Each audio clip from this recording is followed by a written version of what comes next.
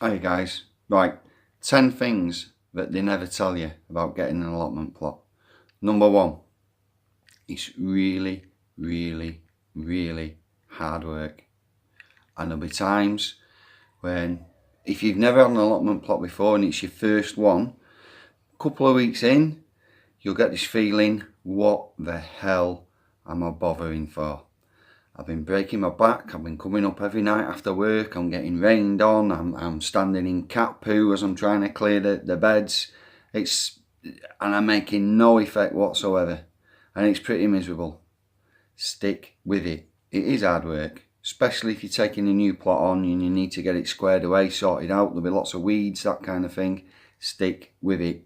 Trust me, it's worth it and you will get there. It isn't never ending. It'll never be completely finished. I don't think there is such a thing as a finished allotment plot because things change. You're dictated to by the weather. With certain crops you can grow. You'll never have it perfect. If you do, it'll last for about 10 seconds and then you'll notice that a weed's popped up. But it does get easier. Stick with it.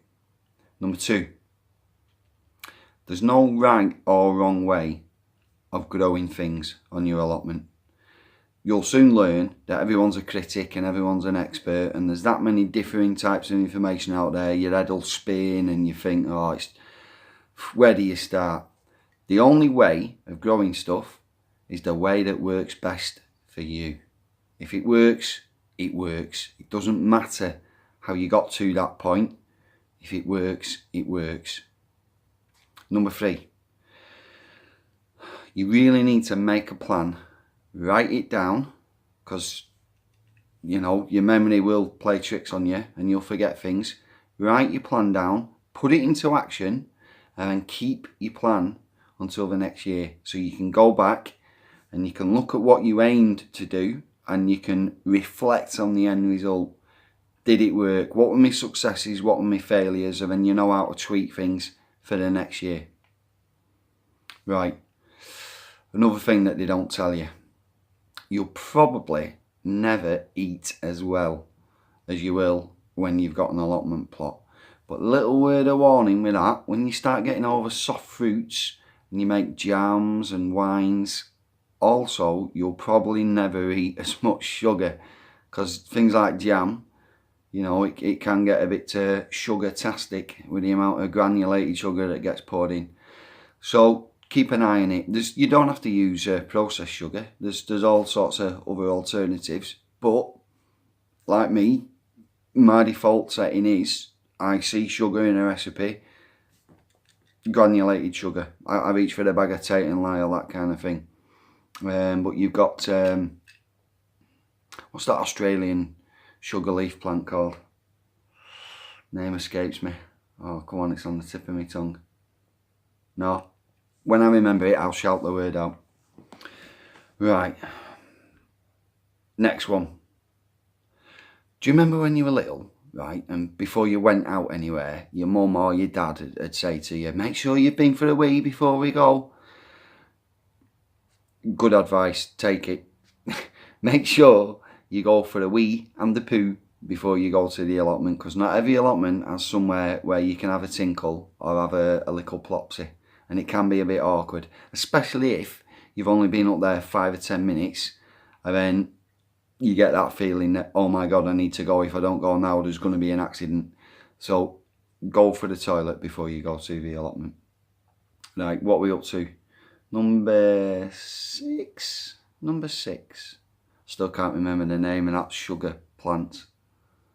What's it called? It'll come to me. Number 6, right. That sense of satisfaction when you've spent hours of work getting your soil ready, you've planted your seed or your little small plantling out, and you wait 2, 3, 4 months for something to be ready to harvest. That sense of satisfaction when you bring it home and put it into your family kitchen to eat it is so intense that if the government realised this, I swear to God they would tax it. If they knew how much pleasure you are going to get from growing your own food, it will be taxed to death. It would be treated like a legalised drug, like alcohol or tobacco. It's that pleasurable. No, it's more pleasurable than that. Right. Next one. See what I did there? Because I've not written the numbers down, you see. Right. Something that they won't tell you about getting an allotment, but you'll soon discover it for yourself, is people are amazing. You know, most of us live on streets or in blocks of flats when not everyone speaks to their neighbours these days, do they? People don't go out of the way to speak to people that they don't have to know. And even for a lot of people, being a neighbour, living next door to someone, it's not a good enough reason for them to feel like they have to know them. Go to an allotment plot and start getting involved, and it'll just blow you away. How friendly people are, how helpful people are. We're giving their advice freely, and how generous people are as well. Many a time someone will come walking onto the plot. Oh, we've got these left over, do you want them? And they'll give you some little seedlings that they've raised, perhaps, or a bag full of tomatoes, and you know, share it back as well. Share things back with other people. It's just a nice thing to do. So that was that point.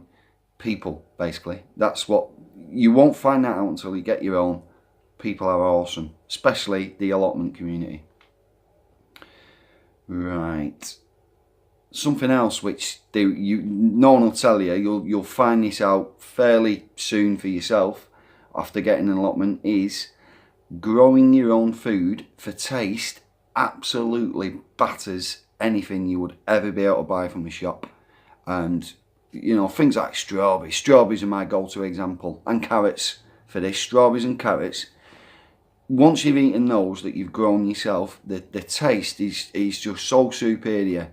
It'd be like, you'd never ever want to buy stuff from the shop again. It'd be like having a Ferrari and then swapping it for a 20-year-old Ford Fiesta. No offence to Ford Fiestas, but if you've had a Ferrari, you know, why do you want to be driving around in a Ford Fiesta?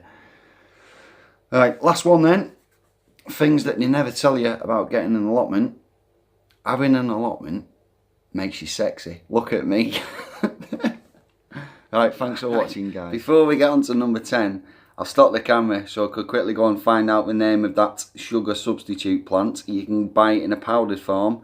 It's called stevia or stevia, depending how you pronounce it. Right then, number 10. It'll be one of the best directions you probably ever take your life in, and it's just that good for you. You know, I found people go two ways with how good it is for them. They either become like, what's that saying about there's none more zealous than the newly converted. We've all known that person that we work with, and that's all they bang on about is their allotment plot, right? And so that kind of puts you off. But they're really getting a lot of enjoyment out of this. That's why they keep going on about it. Or they just quietly smile and keep it, all the good stuff to themselves, because, you know, sometimes words can't express just how amazing something is. Having the allotment in our family's life this year has added so many good things to our life. It's enriched us, it's nourished us in more than just the sense of the nourishment you get from the food. It's feeding our souls as well, and that's our souls, not our souls, not that kind of channel. Feeding our souls, yeah, but you know what I mean? It's just good for you. I can't describe it properly myself, why it feels as good as it does. It's just when you're there, you're surrounded by plants, you're working with the soil. It's just do it. Just go and do it. Honestly, trust us. Trust all of this YouTube gardening community. If you're thinking about doing it, get your name on a waiting list, and the very best of luck to you. Right, guys, 10 things that they never tell you about getting an allotment plot. Thanks for watching. See you later.